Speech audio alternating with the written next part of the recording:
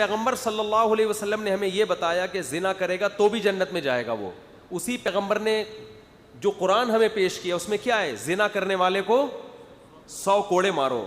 تو اگر زنا کی اس حدیث سے اجازت مل رہی ہوتی یا چوری کی اجازت مل رہی ہوتی تو 100 کوڑے مارنے اور ہاتھ کاٹنے کا حکم ہوتا. ظاہر ہے اس حدیث کا مطلب یہ نہیں ہے کہ جو زنا کرے گا, چوری کرے گا, بغیر سزا کھائے جنت میں جائے گا. مطلب یہ ہے کہ سزا کھانے کے بعد جنت میں جائے گا, دوسری حدیثوں سے پتہ چلتا ہے. لیکن یہ گھننے بنے ہوئے, ان کو پتہ ہے کہ زنا پر وعیدیں ہیں جہنم کی, آگ کی. قرآن کیا کہہ رہا ہے, جو یہ جرائم کرے گا یلقا اثاما, وہ بہت بڑے جرم سے ملے گا. یضاعف لہ العذاب یوم القیامہ, قیامت کے دن اس کو سخت ترین عذاب دیا جائے گا. یہ تو زنا پر, چوری پر, ان جرائم پر قرآن میں یہ وعیدیں ہیں. لیکن آپ دیکھو کس قدر, میں حیران ہوا اس دن اس کی تقریر سن کے. میں نے کہا اس سے پتہ چلتا ہے کہ اس کو اسلام پہ اشکالات نہیں ہیں. ان لوگوں نے ہدف بنایا ہوا ہے کسی بھی طرح سے اسلام کو بدنام اور رسوا کیا جائے, ورنہ کبھی کسی کی بات کا وہ مطلب نہیں لیا جاتا جو خود اپنی بات کا مطلب لینے کے لیے تیار نہ ہو. تو ہمارے طلبہ نے یہ حدیث کے بارے میں سوال کیا. میں نے کہا اس حدیث کے راوی حضرت ابو ذر رضی اللہ تعالیٰ عنہ. حضرت ابو ذر کو 3 دفعہ نبی نے فرمایا کہ زنا اور چوری کرے گا تو بھی کہاں جائے گا, جنت میں. اس کے باوجود حضرت ابو ذر نے نہ کبھی زنا کیا اور نہ کبھی چوری کی, بلکہ حضرت ابو ذر چوری کے ذریعے مال کمانا تو دور کی بات, یہ واحد صحابی تھے جو حلال مال کمانے کو بھی حرام سمجھتے تھے. زیادہ مال کمانا چاہے وہ حلال طریقے سے ہی آئے.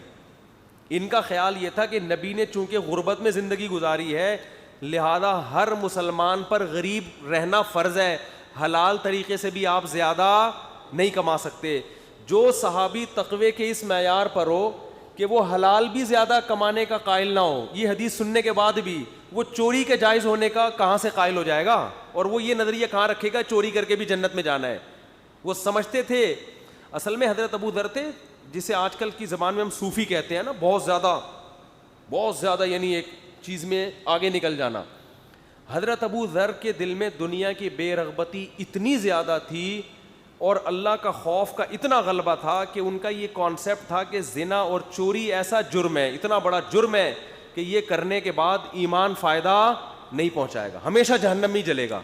تو نبی نے فرمایا کہ ایمان میں اتنی طاقت ہے کہ اگر اس کے ساتھ یہ بڑے بڑے جرائم ہو بھی جائیں تو بے شک سزا ملے گی, لیکن انجام کیا ہوگا, بالآخر جنت. نبی کا یہ مطلب ہرگز نہیں ہے کہ سزا کھائے بغیر لازمی جنت میں جائے گا, وہ یہ مطلب ہے ہی نہیں, کیونکہ دوسری حدیثوں میں صاف طور پہ پتہ چلتا ہے کہ. اور اچھا یہ مثال کیا دے رہا ہے کہ یہ اس حدیث کی بیس پہ مولوی لوگ بچوں کا معاذ اللہ ریپ کرتے ہیں. جن مولویوں پہ آپ یہ الزام لگا رہے ہو نا, وہ مولوی قوم لوط علیہ السلام کے واقعات بھی سناتے ہیں, وہ قرآن کی تلاوت کرتے ہیں کہ لڑکوں سے ان کی رضا سے, ان کی پرمیشن سے بدفعلی کی وجہ سے اللہ کا غضب آیا اور پوری قوم کو اٹھا کے اللہ نے لوط علیہ السلام کی قوم کو پٹخ دیا. تو آپ ان پہ یہ الزام لگا رہے ہو کہ ان حدیثوں سے یہ استدلال کر کے اس برائی کی طرف جا رہے ہیں. اس سے پتہ چلتا ہے بھائی ان لوگوں کا مقصد حق کو پروموٹ کرنا نہیں ہے, ان کو بھی پتہ ہے کہ حق کیا ہے باطل کیا ہے. اس دنیاوی مفاد کے علاوہ ان کا اور کوئی مقصد نہیں ہے. یا تو ان کو پیسے ملتے ہیں یا شہرت کے لیے. انسان شہرت کا بھی بھوکا ہوتا ہے کہ پوری قوم ایک طرف جا رہی ہے, ہم ایک الگ سی چیز لے کر آئیں. تو حضرت ابو ذر غفاری تو وہ صحابی ہیں جو حلال طریقے سے مال کمانے کو بھی درست نہیں سمجھتے. تو وہ چوری کہاں, اس حدیث سننے کے بعد بھی اتنے بڑے صوفی صحابی تھے یہ کہ حضرت عمر رضی اللہ تعالیٰ عنہ نے ان کو جلا وطن کر دیا تھا کہ آپ لوگوں کے درمیان نہیں رہ سکتے, آپ کا مزاج ایسا ہے کہ آپ معاشرے میں چل نہیں سکتے, اب تو حلال بھی نہیں رکھنے دے رہے لوگوں کو. تو اتنے بڑے سے تو جو حدیث سن رہا ہے اس کا یہ کانسیپٹ نہیں بنا کہ چوری بھی کر سکتے ہو.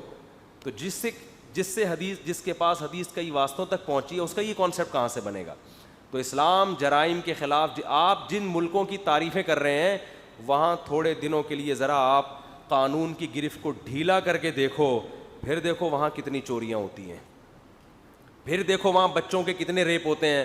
ہمارے ہاں کوئی قانون نہیں ہے, ہمارے ہاں چور آئے گا تمیز سے چوری کر کے واپس چلا جائے گا, پکڑا پھر بھی نہیں جائے گا. اس کے باوجود چوریوں کا اتنا ریشو نہیں ہے جتنا ہونا چاہیے.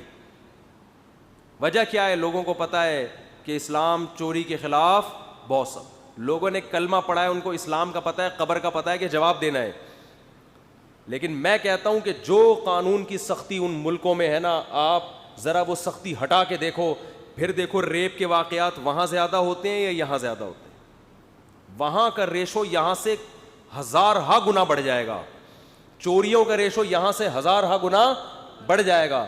اور یہاں پر جو لا قانونیت ہے, کوئی قانون نہیں ہے, یہ لا قانونیت آپ چند دن کے لیے ان کو دے کے تو دیکھو. آپ یہاں بیوی کا حق ادا کرتے ہیں اللہ کے خوف سے, پولیس کے خوف سے, بولو نہیں ہے.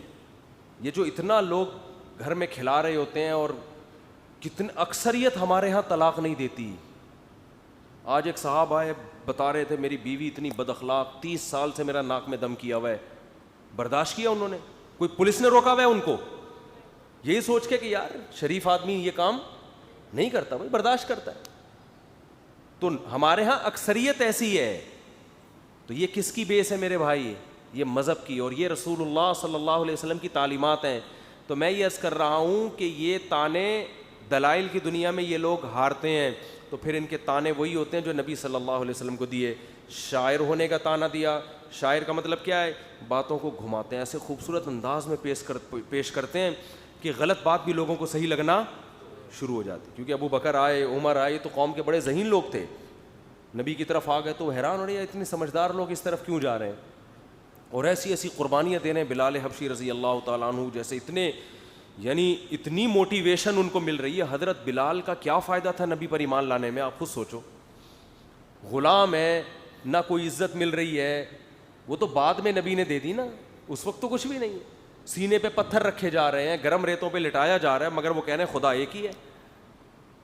تو تنہائی میں انسان اللہ کے حقوق پورے کرتا ہے, تنہائی میں انسان قانون کو فالو کرتا ہے. ہمارے حضرت دیکھو, پاکستان میں آپ نے دیکھا ہوگا اگر سگنل پہ کوئی بھی نہیں ہے نا, کوئی بھی نہیں ہے, گاڑیاں بھی نہیں آ رہی, تو پھر یہاں کوئی سگنل کی پرواہ نہیں کرتا. ہمارے حضرت پھر بھی کھڑے رہتے تھے, اگر لال بتی چلی ہے نہ رکتے تھے. وہ کہتے تھے بھائی ایک ملک کا قانون ہے تو شریعت نے حکم دیا ملک کے قانون کو فالو کرنا. تو کس نے سکھایا؟ یہ مذہب نے سکھایا نا, مذہب کے علاوہ تو کوئی بھی نہیں سکھا رہا. تو جتنے لوگ ہمارے معاشرے میں آپ کو خیر نظر آئے گی, اس کے پیچھے اسلام ہے. اگر آپ نے مذہب کو اپنی ڈکشنری سے نکال دیا تو میرے بھائی پھر سب درندے, پھر یہاں وہ قانون سازی کرنی پڑے گی جو وہاں ہے, لیکن اس قانون کے پھر سائیڈ افیکٹ ہوں گے. آپ قانون کو فالو کرنا ہے. تو کس نے سکھایا؟ یہ مذہب نے سکھایا نا, مذہب کے علاوہ تو کوئی بھی نہیں سکھا رہا. تو جتنے لوگ ہمارے معاشرے میں آپ کو خیر نظر آئے گی, اس کے پیچھے اسلام ہے. اگر آپ نے مذہب کو اپنی ڈکشنری سے نکال دیا تو میرے بھائی پھر سب درندے, پھر یہاں وہ قانون سازی کرنی پڑے گی جو وہاں ہے, لیکن اس قانون کے پھر سائیڈ افیکٹ ہوں گے.